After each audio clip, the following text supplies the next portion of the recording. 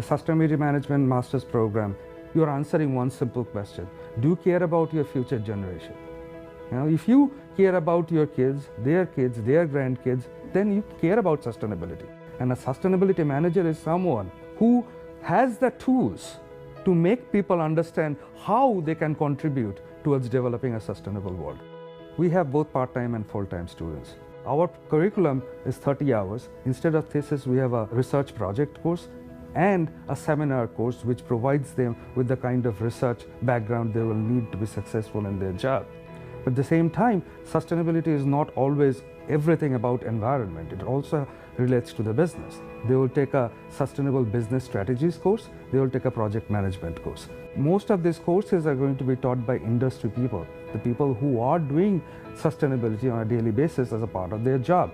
Any organization that has a large number of employees and has a physical infrastructure, they will have to have a sustainability office. If you have the passion to develop and maintain a sustainable world, come to us and we will help you shape your passion into a career which will create an impact. To introduce today's speaker, a good friend, Mark Drozdow. So today's seminar is sponsored by Lozier Inc. So Mark is the Executive Vice President of Lozier.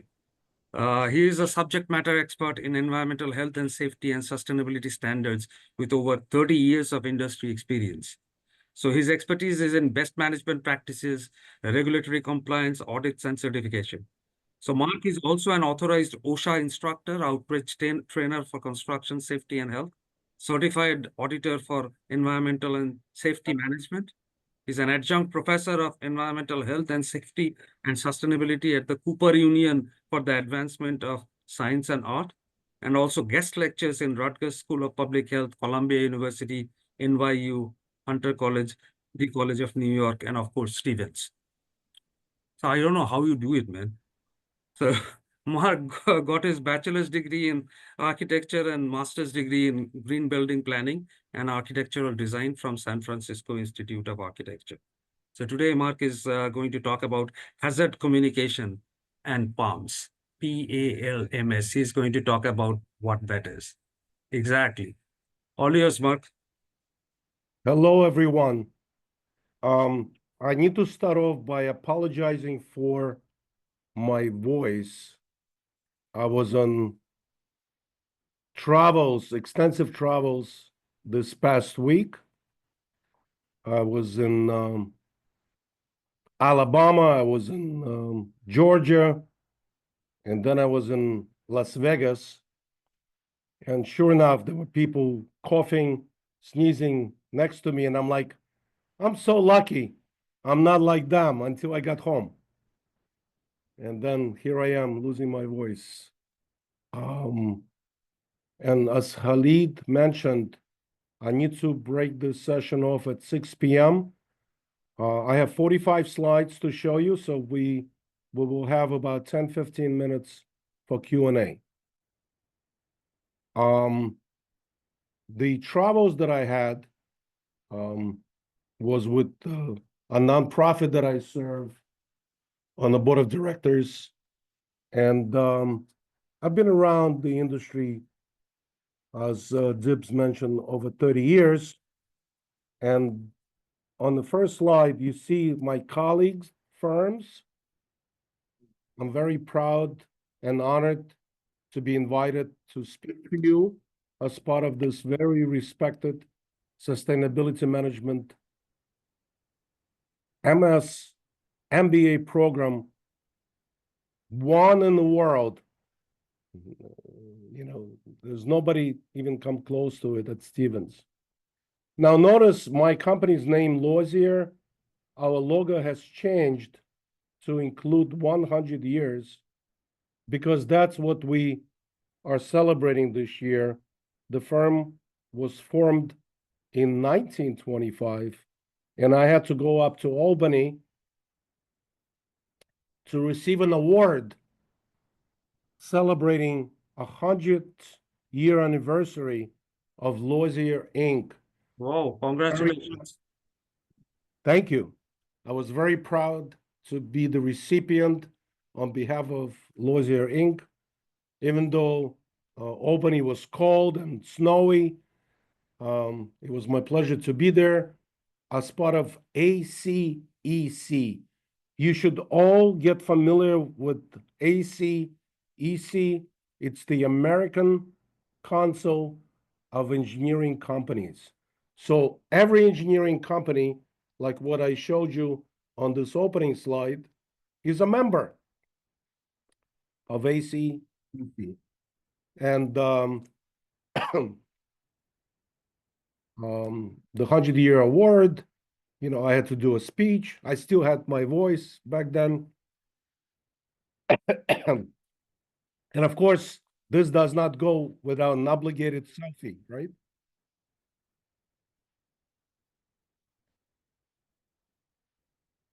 Today's lecture is going to focus on something that is very dear and near to my heart.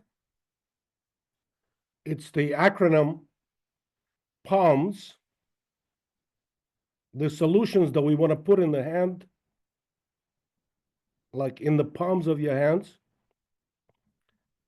And it all has to do with EHS. Everybody knows what EHS is? Speak up. We're going to have a dialogue because I cannot be the only one speaking here. I'm going to lose my voice. Hey, speak up, like raise your hand. Yeah. And you can just speak because I want to make sure that you know, you're at the forefront of our industry. So you all understand what EHS stands for. Environmental health and safety. Jeremy, nice to see you. How's everything going? It's going well in the EHS world. Because they have the best EHS manager in you, right? Yes. Everything under control in the plant? So far, so good. All right. Hopefully you'll learn a few things in my lecture. Because, you know, you will learn what the acronym PALM stands for. And, you know, it's our wish to put it as easy as in the palms of your hands. You know, Apple achieved that. But no matter what, we have to always test our assumptions. I've been testing the assumptions for over 30 years. I lecture with the American Industrial Hygiene Association.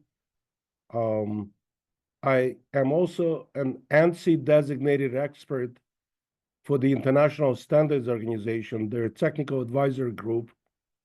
And as I mentioned, I serve on IICRC board of directors, number of standards we're developing there. And recently, I spoke to the Landmark Preservation Commission of New York City. It was a lawsuit where I served as an expert witness to an attorney client. And we won the case, which never happens with the landmarks. And they coined me a safety czar. I suspect it was because of my accent. You know, my accent is from Brooklyn, New York, but not really. I was born in Belarus, but I think it was mostly they coined me a safety czar because I was very insistent that no accident should happen under my watch. And we always work on this. It's very challenging to prevent an injury, fatality, an accident. It's like controlling the future. So there are always different ways of doing that. New York City Department of Buildings had an innovation challenge of technologies. I am proud to say I was the finalist where I proposed to use drones for facade inspections. And this is why you see me smiling in that picture. So here we are. This is the core of our presentation. We want to put the solutions in the palms of our hands. All right. We want to have the solutions. You are the engineers of the future. And we always need to be forward-looking. There are existing standards and regulations, such as HASCOM, and the PALMs, you know, it's actually started out as an acronym, and I'm going to show you that in a minute. And here it is.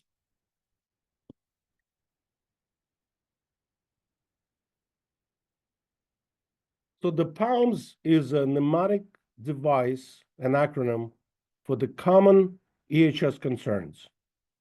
It started out as spelling out PCBs, asbestos, lead, mold, and silica, right? The five fingers on one hand. And then we remembered we have two hands. And the other hand are your physical hazards, you know, injuries that happen on a construction site, operating a facility or a plant. So we're going to be looking at the solutions in both hands.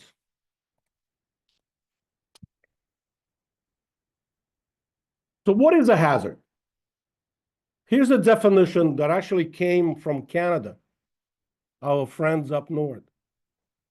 It is a potential source of injury, adverse health effect, or damage to people, structures, equipment, or the environment.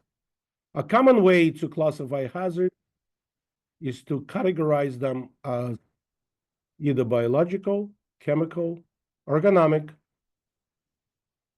psychosocial, or physical. Now, we as EHS professionals, we are on a daily basis involved with hazard identification and evaluating risks. Okay.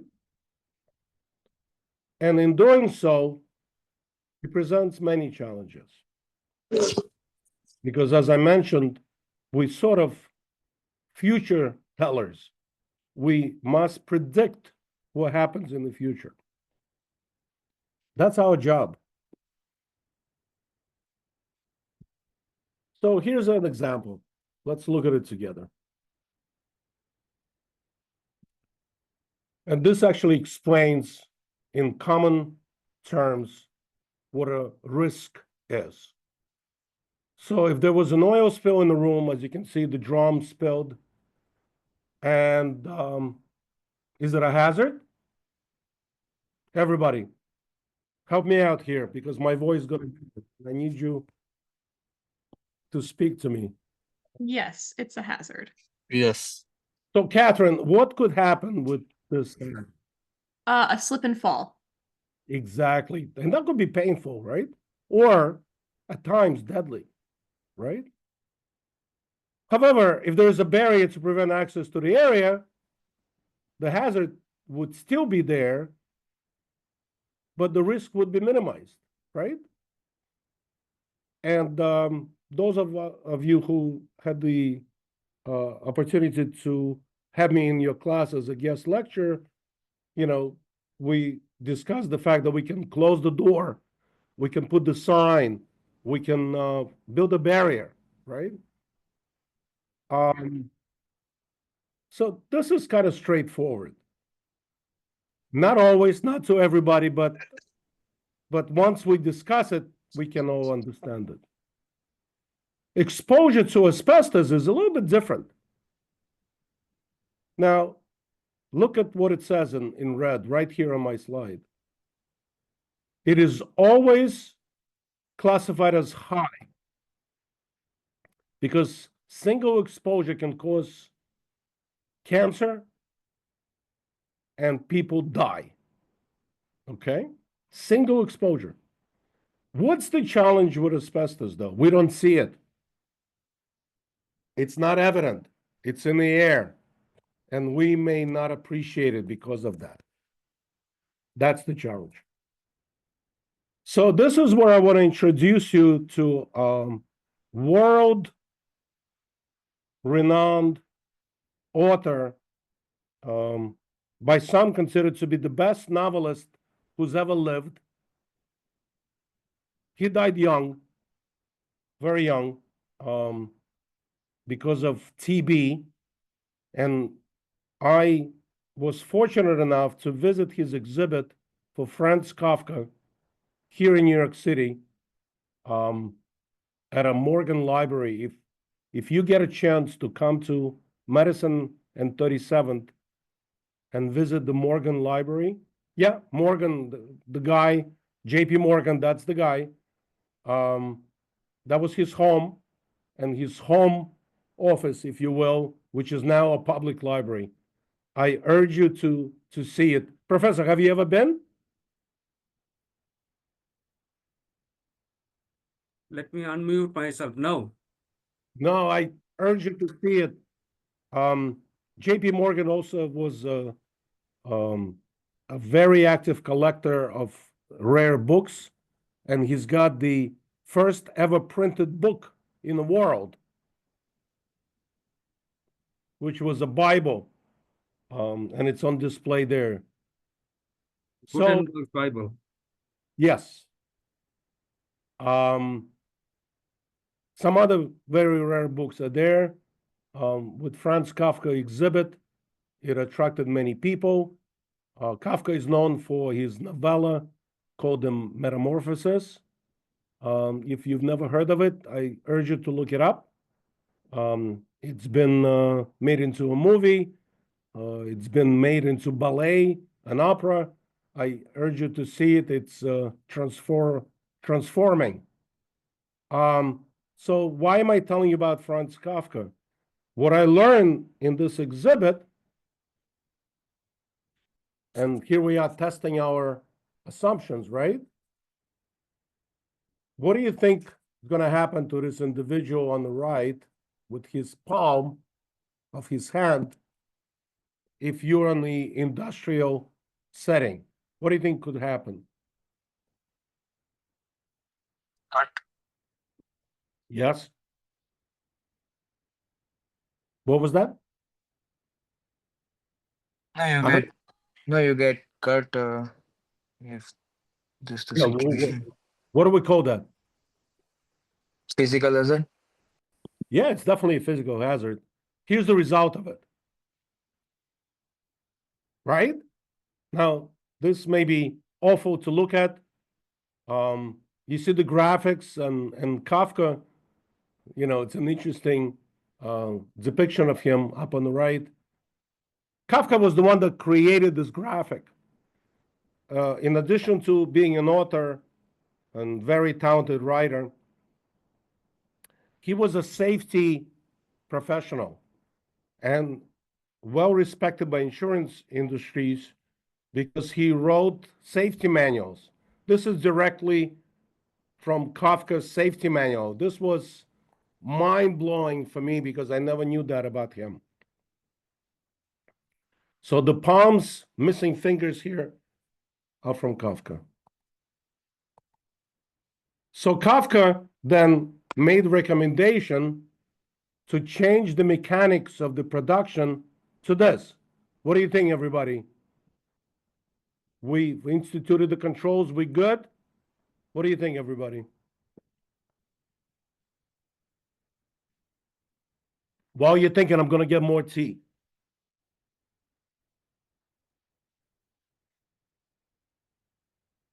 Guys, this is a good chance of you to get involved in this. If you are listening, go ahead and provide your opinion. There is no right or wrong answer.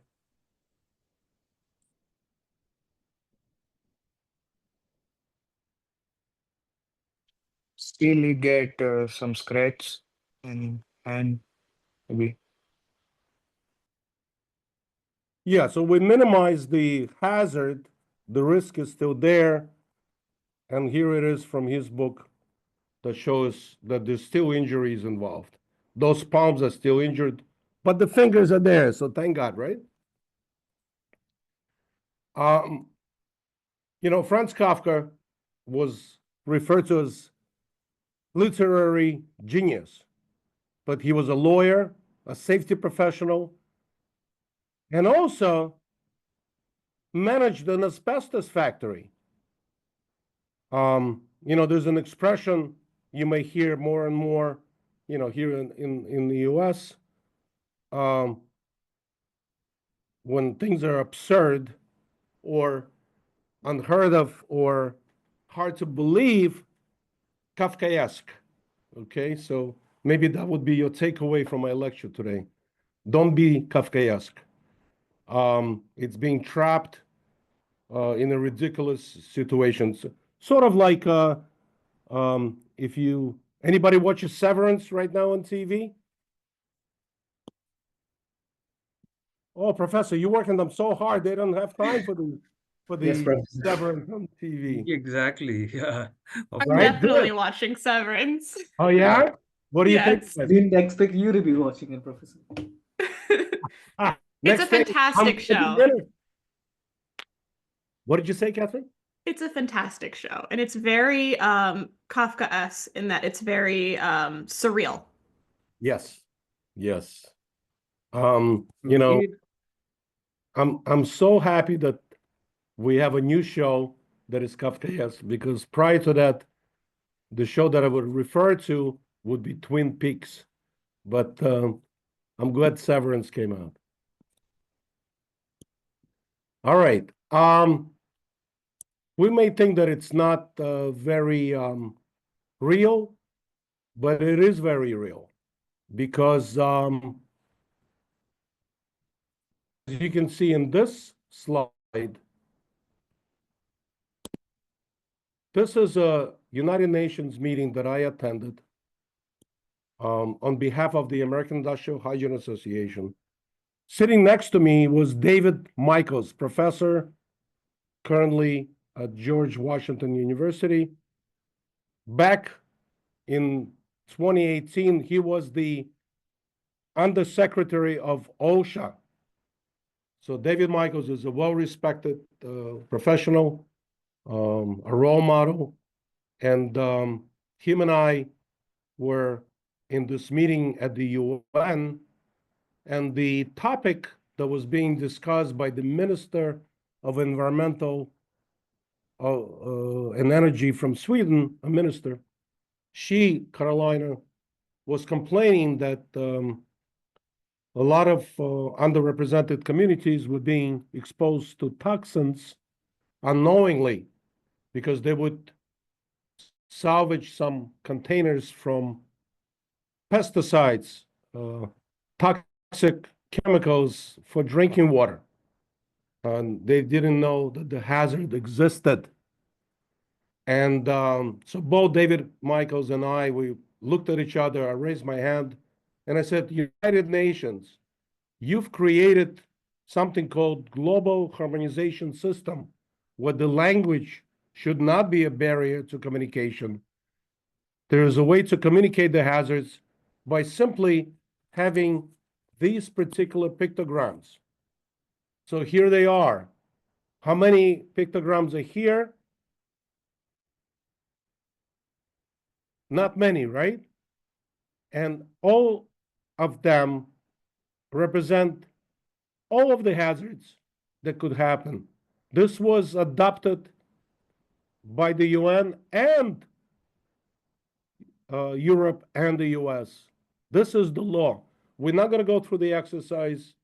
I will just show you the answers and tell you that, if I have acute toxicity, fatal or toxic risk, Skull and Bones is a universal way to communicate that. I also want to bring it to your attention that the 8 pictograms, actually, there's one more that was not covered. It's the environmental hazards. It's out of the purview of OSHA, Occupational Safety and Health Administration. And OSHA is now requiring this UN global harmonization system as part of their regulations. It took some time, but we're on board. And look on top. I hope you can see in blue. Look at those precautionary statement pictograms.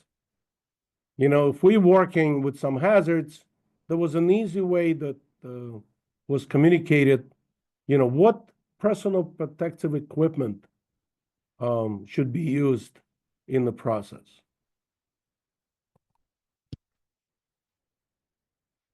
One more thing I want to mention before I get off the slide. You know, labels of chemicals, we understand. Does everybody understand what SDS means when it comes to chemicals? You see this? I hope you can see my cursor. Right above the highlighted yellow. SDS, anybody knows what that means? Safety data sheet.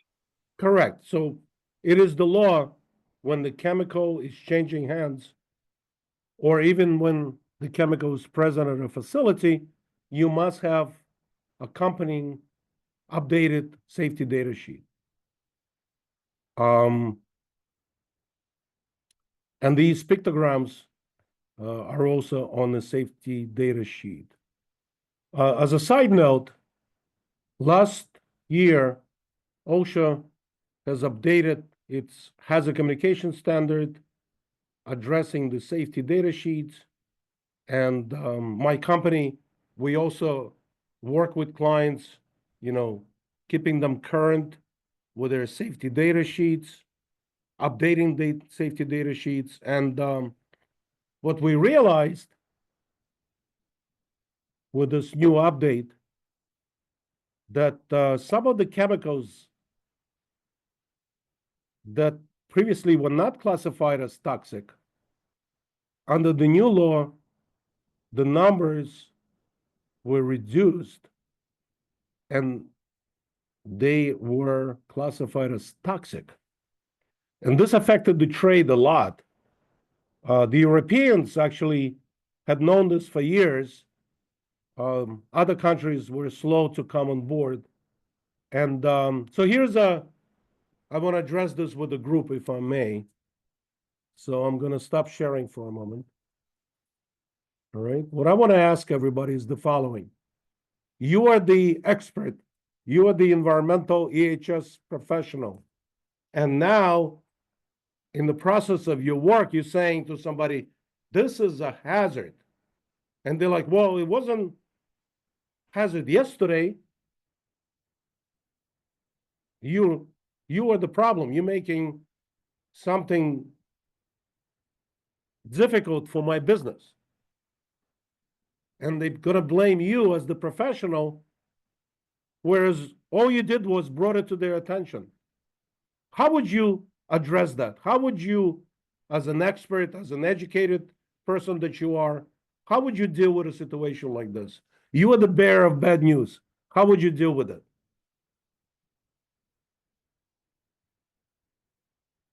Any ideas?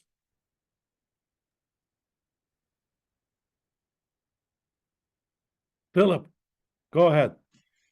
Yes, good afternoon. Thank you for your talk so far. It's been interesting. I would deal with by letting the client know it's the responsibility of the organization that they got that material from to provide the up-to-date SDS as part of the transaction for the material. Good one. Good one. I appreciate your comment there, Philip.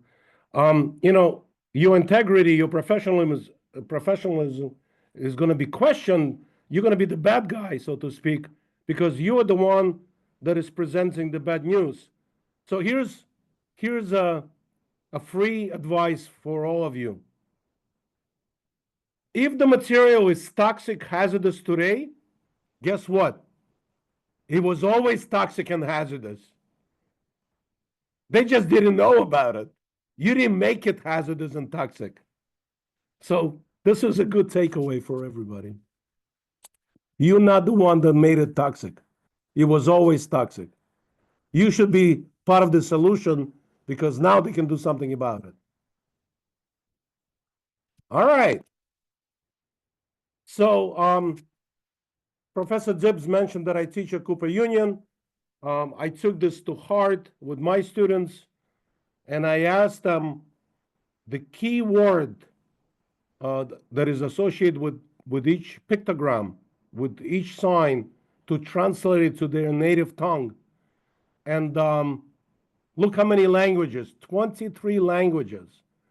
And I think last time I guest lectured at Stevens, somebody in the class said, oh, it's missing my language. Somebody else said, oh, it's missing mine. I think there are 3 more languages we're adding to this. If anybody wants to add their native tongue to this list, I will put Stevens on the logo as well with Zip's Professor Zip's permission. All right. So the original poems came from the acronym for PCBs, polychlorinated biphenyl, asbestos, lead, mold, and silica. I have to tell you that out of these, the 5 fingers on the palm of your hand, these are your common contaminants of concern. No project that is taking place anywhere in the metro New York area is done without affecting at least one of these, okay? This acronym came about from the work I did at Ground Zero, at World Trade Center, recovery work. We did a lot of testing. I worked very closely with MTA, some of the folks you've met personally. And we tested for over 300 different toxins after the disaster of the events of 9/11. But these 5, those are the 5 that could not be ignored, and they would always show up. Anybody knows which ones are considered carcinogens and which are not? Carcinogen means could cause cancer. Exposure to any one of these could cause cancer. There are quite a few environmental engineers here. Hey guys, open your mouth.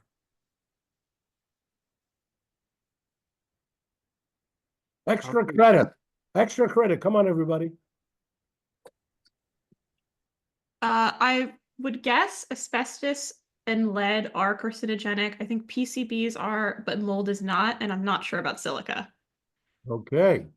I appreciate your honesty, but I also saw some head shaking now. Any other opinions? Yeah. Can I speak? Sure. Yeah. So I think in this photo there is like a dust coming off after the cutting. So I think the first they have to put the water on that block, and then after they should cut. So I think there is no dust after the it cut during the cutting time. I'm with you, and you're saying good things, but what was my question? My question was, which one of 5 toxins are considered carcinogens? Cancer I think causing. mold is one of the contagious among the 4. Okay, I need one more opinion before I tell you the truth. I think asbestos. Okay, but there's 5. What about the others? What do you think about the others? Yeah, go ahead. You don't need to raise your hand, just say it. Whoever raised their hand. Hey, Reese, unmute yourself. I He's think PCs and asbestos.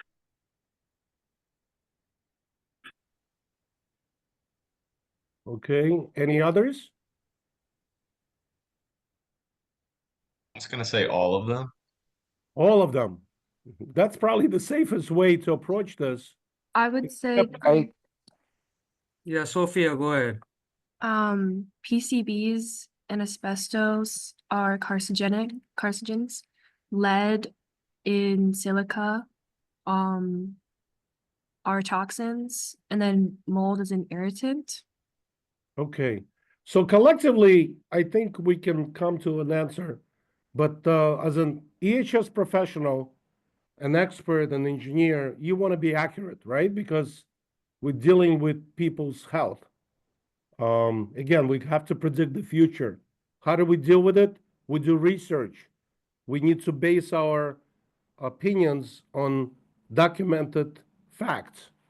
So PCBs, polychlorinated biphenyl,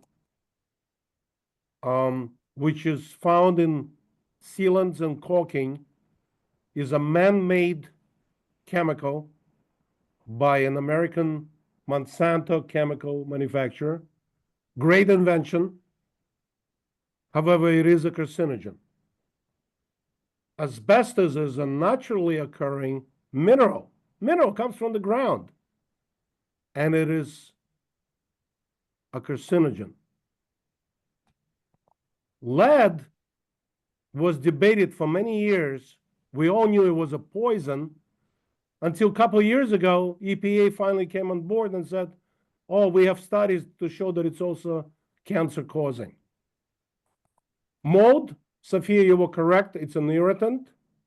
And silica is just as bad as asbestos.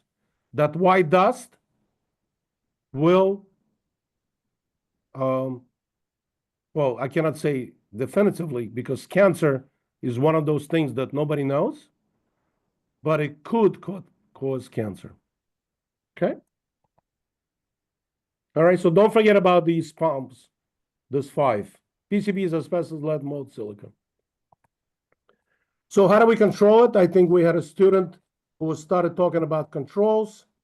The one you were describing, I forget the name, you were talking about engineering controls, keeping the dust down, wetting it down, ventilation, and perhaps have a barrier. That's the one in yellow, engineering control.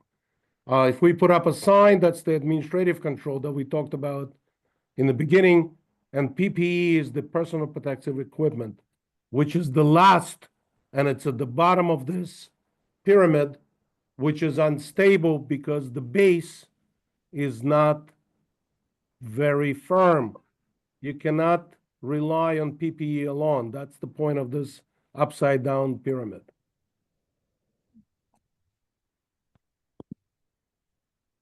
Who created this hierarchy of controls? It's the organization called NIOSH, not OSHA. NIOSH is the National Institute that works with OSHA. And also, the government relies on standards. And the standards, this is a good depiction of how the standards evolve and develop. We have something good, but under the International Standards Organization, we always have to do PDCA, plan, do, act. What does that mean? We test it. We test our assumptions. So you see, we have a standard. We underpin everything we're doing with that standard, and then we realize we can do it better. And that's how the standard moves up. And it's collectively called continual improvement, which is at the core of the ISO standards. If you don't show that you're improving, you are not doing it. And you may lose your ISO certification. There's no shortage of regulations, guidelines, and standards. Look how many. And in the current political environment, you see I put OSHA in the black border, which kind of represents when somebody dies, right? When you watch a film and an actor or director is perished, they put their name in the black border. People were concerned that under current political pressure, look, there may be no OSHA. Oh my God, what are we going to do? Right? Can everybody see my slide? No OSHA, what do we do? Well, the principles don't change. Science doesn't change. Okay? We're still going to be looking at the aspects of hazards and the risk. All of those things will still remain in place.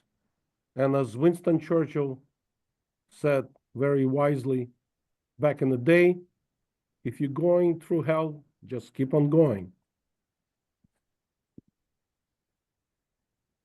So even though we may take OSHA out of this list, we have all this other regulations, guidelines, and standards to rely upon. And I urge you, you as the young students coming into the industry, you need to use the best tools available and the best knowledge available. All right? Because we don't want to find out at the end of the day, we could have done something better and saved somebody's life or prevented an exposure to a carcinogen. So OSHA has something called PEL, permissible exposure limit or level. I'd like for you to look at the SPOMs, right? For PCBs, asbestos, lead, mold, and silica. And if we speak to the slide, first of all, we notice there's no number for mold. Why is that? Because there isn't. Mold is an irritant, and no government regulation is set for that. So we have to rely on what? On guidelines and standards. But when it comes to PCBs, asbestos, lead, and silica, yeah, they're very firm numbers. When I started in the industry 30 years ago, these numbers were much, much larger. They got reduced. But one thing I want to point out to you, they're not zero, right? They're close to zero, but they're not zero. And the point I'm trying to make is that we have regulatory limits. When we operate in a professional environment, we must comply with regulations. Your report will state, I did everything in compliance with current regulations. But it doesn't mean that it's safe. What number would make these exposure limits safe? Could somebody help me out? What number you think that would be?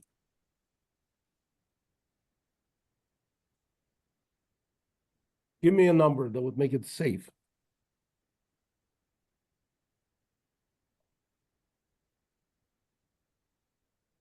Anybody? I would say no number. No number. What does that mean, no number? Any amount of this chemical is bad for your health. Right. But Exactly. we scientists and engineers, we want numbers, right? We want a number. You can't Yes, say no number. So you want to rephrase that? Who said that? Siddharth. said 0. Yeah, 0 is a number. 0 would be safe. Yeah, anything greater than 0 is bad. Well, that's what the concerned parent will tell you. That's what a concerned worker will tell you. What I'm saying to you, you need to be prepared for that questioning of your knowledge of standards, regulations, and guidelines, right? You need to be able to deal with that. So how do we deal with that? Controls, right? We have that hierarchy of controls. I'm going to put it in the palms of your hands. Let's do it. All right? We have different ways to protect. And here's an example of respiratory protection. Which mask would I need for each one of these chemicals? How do I control my workers' exposure? Which respirator am I going to get? You control the budget. You can purchase any one of these listed on the left. Which one are you going to get? Oh, they all know what to get. Let me tell you, every day I have to educate my clients to opened their eyes that what they've been getting perhaps for years was not protective of their workforce. How would you want to wake up to that, right? So you want to make sure that your research is technically exhaustive and that you know what you're talking about. Now, this particular chart was a compilation of what I sent out to my colleagues. I sent this as a consensus, and guess what? These are the top professionals in the industry, and they couldn't agree. All right, I'm not going to get into the PPE because we don't have the time for it, but I want you to understand that you see this word HEPA, and this on the left is a close-up of a respirator with dust on it. This is the dust that didn't go through the mask. That's what you want. But what I'm afraid of, some of the dust did go through. If you didn't have HEPA, HEPA is the high efficiency particulate air filter. You're going to pay more for it, but that's what you want. And to our point before, I want to bring up this update from the EPA. Just this month, they have lowered what they thought was safe levels, regulatory levels for lead dust, and it went all the way down. You see the orange, January 13th, you see this? It went down to 5, 40, and 100, depending on the surface. If I look to the very left, where we started in 2001, look, magnitude higher, all right? From 40 went to 5, from 250 went to 40, from 400 and went to 100. And this particular number, reconsideration rule, which is still pending, going to bring it down to 0. Let's see if that happens, okay? EPA also, Environmental Protection Agency has been criticized for not acting, fast enough to lower these different standards, regulations. And they actually looked at New York City. Hey, and they Mark, said, hey, there is a guy, Mark, there is a guy who can't raise his hand, but he wants to ask something. okay, Now, I'll give him a chance. I'm almost finished here. okay. The fact is, EPA realized that what we're doing in New York City is very advanced, so they changed their nomenclature to meet that of what we're doing here in New York City. And politically, they said, we cannot be behind of New York City. So, woohoo! We're proud of that. These were the different respiratory protection. We can talk about this. This may be another lecture. Europeans have a different nomenclature for respirators. What we may think here in the US is protective enough is not in Europe. And this is where I want to end. I want you to understand that these standards, industry standards, are really to be looked at very closely and seriously, because it is something that is developed by the industry. They know how it works. They know the limitations, and they always doing this PDCA that I mentioned before, the Plan, Do, Check, Act. Now, we may think it's ISO, it's something that is, was invented recently. This came from Galileo Galilei. Can you imagine? The PDCA principle evolved from his scientific methods. He's very dear and near to my heart because he went to University of Pisa, and so did I. That's where I started learning my architecture studies at the University of Pisa. And there are other standards we're not going to get into deeply here. And the one thing I want to tell you, there's always risk. No matter what, there's always risk. So it is luckily that these standards are available to us because we can quote the definition of acceptable level of occupational health and safety risk. All right, we can quote it and say it's been adopted by consensus. There's a lot of language to it. I serve in the committee. We always have to update it. Every 5 years, a standard must be updated. If it doesn't get updated, guess what? That means nobody cares, and the standard becomes null and void.